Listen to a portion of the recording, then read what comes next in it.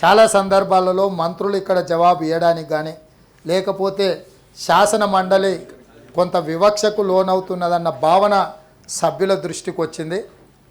నేను assembly speaker గారితో మాట్లాడిన, తమరితో కూడా మాట్లాడిన, సంబంధిత శాఖ మంత్రితో కూడా మాట్లాడిన, తొందరలోనే మనము ఇక్కడ జరిగే శాసన మండలి సమావేశాలని ఆ ప్రాంగణంలోకి మార్చుకొని గతంలో ఉమ్మడి సమావేశాలకు వినియోగిస్తున్న అసెంబ్లీ బిల్డింగ్ను పూర్తిగా రిపేర్స్, రినోవేషన్, రిస్టోరేషన్ చేసుకొని వచ్చే బడ్జెట్ సమావేశాలను అక్కడికి తరలించడం ద్వారా ఒక పక్కన అసెంబ్లీ, ఇంకొక పక్కన శాసన మండలి, మధ్యలో సెంట్రల్ హాల్ పెట్టడం ద్వారా ఒక మంచి సాంప్రదాయానికి, సభ్యులకు కూడా ఒకరంటే ఒకరికి ఒక గౌరవం పెరగడానికి, అక్కడనే మంత్రుల చేంబర్స్ ఉంటాయి కాబట్టి సభ్యులు ఏవైనా విషయాలు ఉంటే మంత్రుల దృష్టికి తీసుకెళ్ళడానికి ఒక మంచి సాంప్రదాయానికి మనం పునాది రాయి వేద్దాం.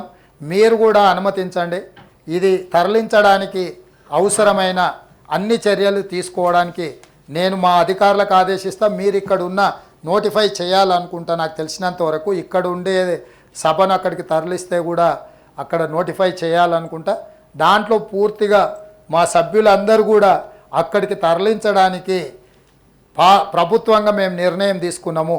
మీరందరూ కూడా మీ ఆమోదం తెలిపితే వచ్చే బడ్జెట్ సమావేశాల లోపే అక్కడికి తరలించుకుందామని చెప్పి నేను మీకు విజ్ఞప్తి చేస్తున్నా. మీరు అందరూ ఒప్పుకుంటే ఈ కార్యక్రమాన్ని ముందుకు తీసుకెళ్దాం.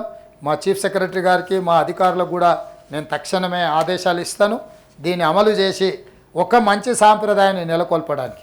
నేను మళ్ళీ చెప్తున్నా, మనము ప్రజలు ఎన్నుకున్న ప్రజాప్రతినిధులము. మనం పాలకులం కాదు, మనం సేవకులము. వాళ్ళ సమస్యలు ప్రతి ఒక్కరు వ్యక్తిగతంగా వెళ్ళి వివిధ శాఖలతో కానీ వివిధ సంస్థలతో మాట్లాడలేరు కాబట్టి మనకు బాధ్యత ఇచ్చిండ్రు.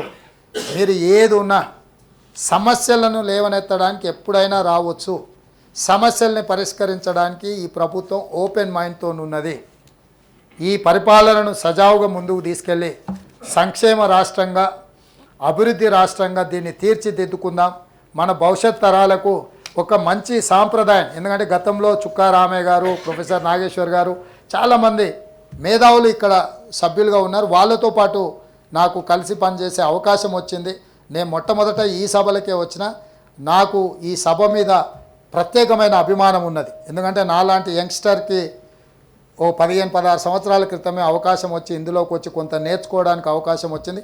కొత్తగా వచ్చిన సభ్యులకు కూడా నా సూచన, ఆ రోజుల్లో మేము ఏదైనా అంశం మీద చర్చ ఉందంటే రాత్రి మొత్తం ప్రిపేర్ అయ్యేటోళ్ళం, చదువుకునేటోళ్ళం. ఒక్కోసారి నేను ఈ సభకు వచ్చేటప్పుడు ఉదయం డైరెక్ట్గా రాత్రంతా చదువుకొని డైరెక్ట్గా తయారై ఒక్క నిమిషం కూడా నిద్రపోకుండా ప్రిపేర్ అయ్యి డేటా కలెక్ట్ చేసి అంశాలను తీసుకొచ్చి ఇక్కడ ఉండి ప్రభుత్వాన్ని ఇరుకున పెట్టడమే కాకుండా ప్రజలకు సహాయం అందించే విధంగా చర్చలలో మేము పాల్గొన్నాం.